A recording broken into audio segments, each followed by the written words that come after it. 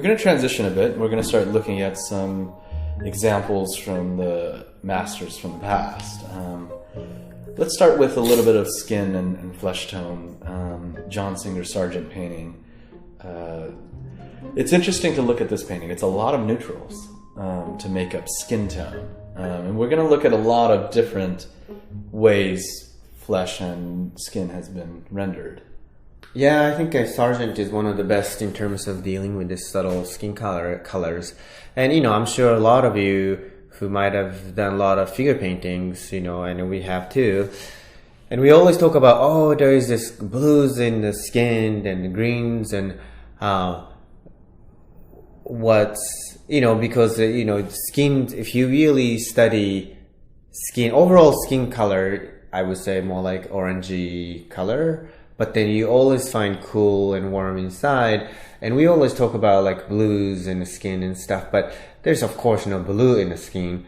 But there are areas that look bluer or cooler than the surrounding colors. That's where you find the subtle sort of temperature shifts within the skin tone. That's how you get the depth. That's how you get it, the organic living thing like Sargent can capture. And he's doing it way more subtle, but you can see he's dealing with a lot of colors. Yeah, absolutely. Let's look at another example from Sargent. Really solid head. You can see, though, that kind of those transitions where it's going cool, right? It's always a interesting thing, but again, it's all about relationships. It's all about kind of one color's relationship to another subtly describes a plane change or subtly describes kind of a change in local color or stubble or gray of hair growing underneath the skin versus blood being close to the kind of surface of skin versus it being skin against kind of skull. And all of that stuff is a subtle play of warm and cool relationships that we would describe. Now, if we go more bold, we can look at something like a Robert Henry. Yeah, he's one of those guys who pushed what he saw, but based on observation. It's not like he was making things up, but he observed certain things and he pushed. And that's what's great about his work. Is definitely different from how Sargent dealt with it. A lot more sort of extreme, less subtle, but he's still playing with warm and cool to kind of create this lively color palette on the skin tone. Yeah, it's pretty amazing when you look at the amount of color that he's pushing around there. Again, there's no right answer, I think, but what's great is it's about relationships and about how far you want to push it. Mm-hmm. The minute you make a choice to, for instance, put that color on her cheek, it's somewhat dictating for you what the other colors should be falling into. Right. And here's a George Bellows, similar period Ashcan painters. But, again, like pushing that color quite a bit in the flesh tones and the quality of the flesh and light as well. Let's look at different examples. Here's a Fetchin. Fetchin's really playing, if you really looked at that eye, there are some almost the color of blood sitting on the canvas, like this alizarin kind of cool purple magenta kind of color. But when you pull out, everything kind of falls into place. Mm-hmm. This is an interesting thing where color relationships, your eye and your brain does something to help fill the gaps of how colors relate to each other. This is an interesting idea of it may not, you're trying to recreate the feeling of what you see versus directly copying every color note you see in observation. Yeah, I think it's a huge kind of contrast between Sargent and Henry and Bellows and Nikolai Fetchin now, but they're always dealing with the same idea. They're pushing the relationships of warm and cool within the skin tone, because we all see the subtle complexities that we find in our skin tones. How you describe it, the subtleties or the more bold, like Henry, or even here where he's using bold colors, but because of the application of these paint strokes that if you squint, everything comes into this very subtle gray that he's achieving, right? As an optical blending kind of thing. Yeah. Yeah, Lucian Freud is another one that uses just tons of thick paints to describe bold colors. But if you step back, everything makes sense. Everything makes sense. It's based on observation. It's not one of those like, oh, the nose is supposed to be red, I'm just gonna make nose red, which a lot of us tend to do very easily. But no, it is based on observation. He's really studying the complexity of the skin materials and the local colors, the blood underneath, and how it's sort of shading from the light. It's beautiful. Here's an Arkhipov painting, Russian painter who does these really colorful scenes and really luminous as well. Great example again of kind of, you could see the light pouring in, the sunlight pouring in, but this kind of cool fill almost coming in on there. And, I'd overall say that it feels like this very warm painting, but the accents of cool really help to accentuate the warm. It's just like value. You don't want, you want to think about how how a dark might intensify the light is similar how a warm or a cool might intensify the warmth. And it's very much, a balancing act of what's appropriate. I think, you might be listening to this lecture wanting a series of secrets as to how color might work.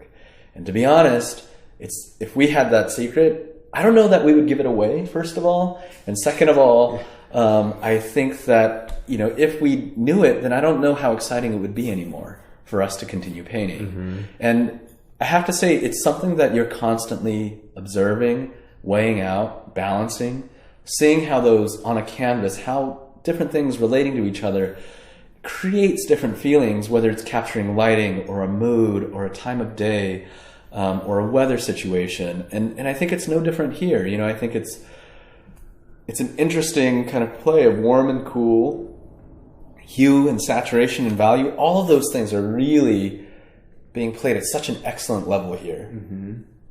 Yeah, beautiful painting. Yeah, Walter Everett is one of the American illustrators, and I used to copy his paintings just to study color. Like he's one of those guys who brings a lot of colors into this scene without breaking the scene. It really feels like lit space with a lot of colorful objects. And this is a very complex painting, but he manages to pull it off. And like Robert was saying earlier, that he's just very consistent with the light, where there is this sort of sky feel light versus sunlight versus bounce light on top of these sort of colorful objects, just staying very true to what might happen in space, and nothing jumps out at you, and you really get exactly what the scene is about. And this kind of energy, sort of lively energy level of market in the morning, you really feel that. Here's a Gaston Latouche. I don't even know if I'm saying that correctly. And I don't know how great a reproduction this really is, but it's overall a very simple, warm and cool painting. A painting that, again, staying simple, keeping lighting consistent so that you understand that your lights are either warm or cool, and just letting them kind of hit surfaces, local color of surfaces, and affect them in a consistent way. It's a really beautiful painting. Yeah, amazing. Here's a landscape of Galek Stanislaw, and again, like if you looked at kind of the water, for instance, in this river, it's a warm color. It's a very, very warm color. But if you looked at it in relationship to the light hitting the river, it's a cooler color. If you look at the snow, there's an obvious warm and cool relationship. And again, the consistency of sticking with a warm light and a cool kind of relationship to its shadow is what's really important. Again, a really simple painting, but really beautifully executed. So I wanted to look at this. This is a value study. This is just black and white. And, I would say like, okay, it's kind of interesting, but doesn't necessarily feel luminous. But when you put color, this is what color can actually do. This warm and cool relationship, staying consistent with it. There's a vibrancy to it, the color. The color can really vibrate when you place the right temperatures next to each other. It really can create this sense of luminosity as well. Yeah, it's amazing. It's beautiful. Very beautiful painting from the same painting, Nikolai Galikov, looking into the light a bit. Everything's rim lit. Here's Maynard Dixon. Love Maynard Dixon because of how, well, first of all, he's a very graphic painter. Very simple. He does a really good job of simplifying things. And I have to say, having the experience of trying to simplify things, it's an extremely difficult exercise. Like, it's a really bold choice to allow like a shadow, in this atmospheric thing to just go into this big, bold shape. It really is critical when you're this simple, the choices you make to create this atmosphere. I mean, it's an incredible sense of atmosphere in this painting. And again, really clear, warm and cool relationship between the light side and the shadow side.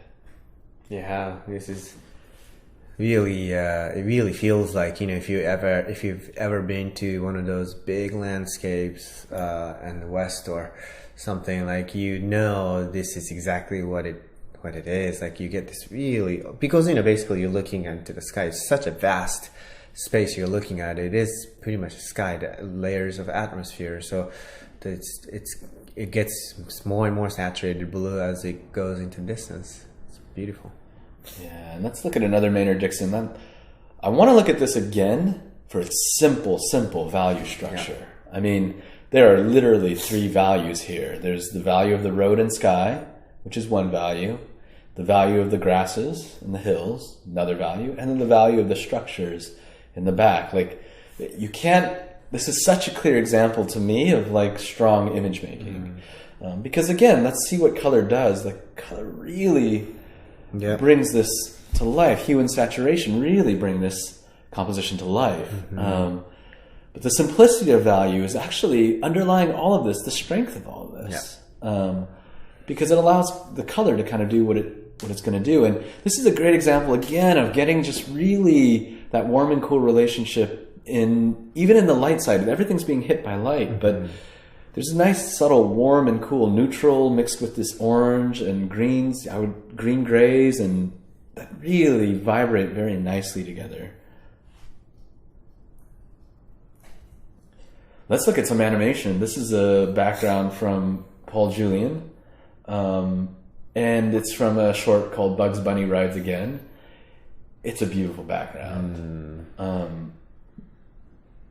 Amazing. Yeah, I didn't know it was an animation background painting until you told me, and it's quite a sophisticated sort of color choices there, huh? Yeah, and I think again, what's really interesting to me is forcing yourself to simplify is not necessarily, like, doing something simple like this is not easy. It's really, you've got to be very, just like a complex painting with all the brushstrokes and rendering, you've got to be very clear and consistent with what's warm and what's cool, and the relationships within that. Really beautiful little painting overall. This is a painting from California landscape painter Hanson Putoff. It's again, like, what's interesting to me about this painting is that if you look in kind of the middle ground and you look at the bottom of that hill, it's very clearly these warm greens. But as it kind of ascends into atmosphere, it's not like it's suddenly, it's going into a cooler idea, but it maintains its relationship in terms of temperature, the light side being warmer than the cool side. And that's, to me, what kind of makes this an interesting painting. Yeah, this is really a sophisticated painting because you have this relationship between the bottom of the mountain that's closer to you that's lit by the sun, and you have the top of the mountain that's also lit by the sun, the same warm lighting, but there's atmosphere. There's so much distance between these two areas that it gets cooler.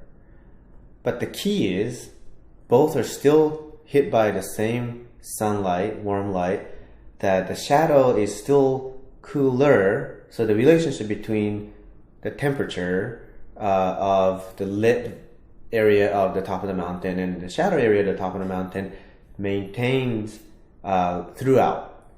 That's why it works. We all know it gets more blue as it goes into the distance, but if you break that relationship, it's not going to work because you still want to make sure it looks lit by the same sunlight. So it's doing this sort of double kind of relationship check, which is really sophisticating approach. Yeah, and it is a good example too of kind of choosing a light side or shadow side to expose for. Here it feels like you're exposing for the lit side, because you can look at the shadows and see how simple they are, how simply blocked in and graphic and grouped they are. That really makes that very, very clear. Yep. Let's look at William Wendt, another California landscape painter. Again, like he's an amazing one. Again, like similar to Maynard Dixon, that does a good job simplifying. But this is a similar example to the last one, which is kind of receding into atmosphere, into a blue atmosphere, but maintaining your warm and cool relationship between your light side and dark side, your lit side and shadow side. Very similar example. Watching it kind of recede into the atmosphere.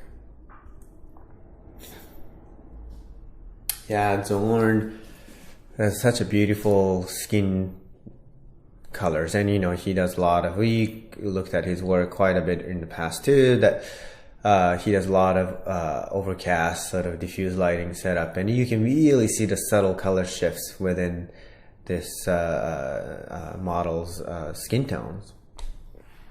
Yeah. This is to be honest, I don't know if this is a crop-in or not. This is an imagery found by Walter Frederick Osborne. What I like about this is that overall this is a warm painting. So you have light and shadow in it, but overall I gotta say it's a very warm painting. Yeah.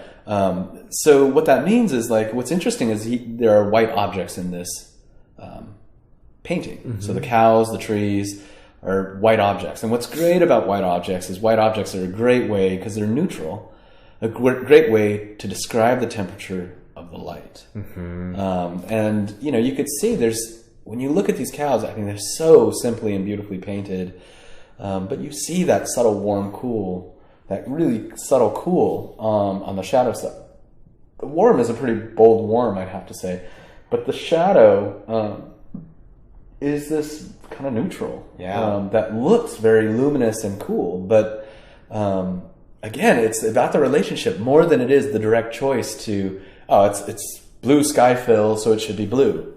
No, it's not. The painter clearly didn't make that distinction so much as really studying the relationship between the two and making a choice. Because I don't know that this is, if all of us were out there, we might have painted this. Yeah. I think there is a very clear choice about what this painting was going to look like. Now we're going to look at this ball that we've looked at before that has the pig's face on it, and it is in our neutral diffuse light setup. So what we're going to do is we're going to take this and move it into a lit situation. So let's put a direct light on this. Let's start to put a direct light on this. Using an adjustment layer, we're going to just indicate a shadow for the ball and a cast shadow. And then let's go ahead and turn on a light. So here's the warm light being turned on. And here you could see it's this warm light and cool. It looks like a cool shadow, but it's actually a neutral shadow. And let's do a little bit of cool fill from the sky and a little bit of bounce. Okay, so here we are. We're looking at the same pig under warm light, a warm direct light. That's creating this cast shadow with a blue fill and a warm bounce light, right? So let's look at all of these things in its relation to each other. When we squint, the values look right. We have a shadow side, we have a light side, we have a cast shadow, right? Because of the cast shadow, we can see that it's a direct light. Now the temperature of the light is what's interesting, right? That's what's new this week, is introducing temperature into and saturation into this lighting setup. So you can see the warmth that is influencing the light side, and that's consistent with the plane of the table.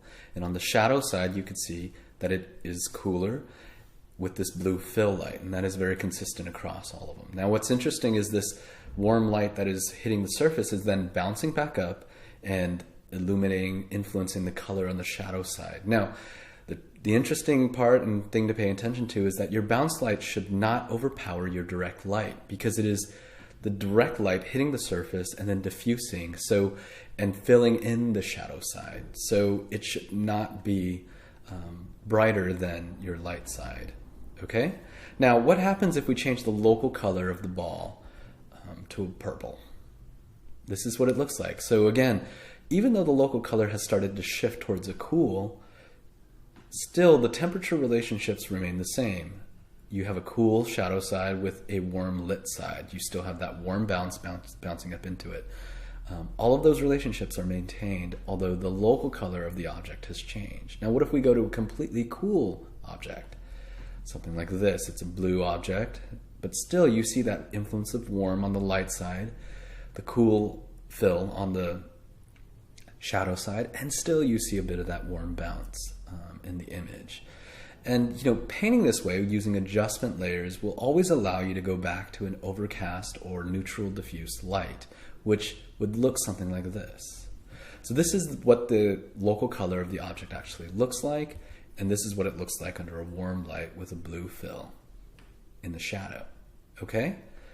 So that's a quick thing in going back to our ball demo that we've used in many of the lessons. This is how it applies with color. The overall value stuff that we've talked about in the past still remains true, but now we're talking about temperature, saturation, and how those different light sources affect the local color of an object.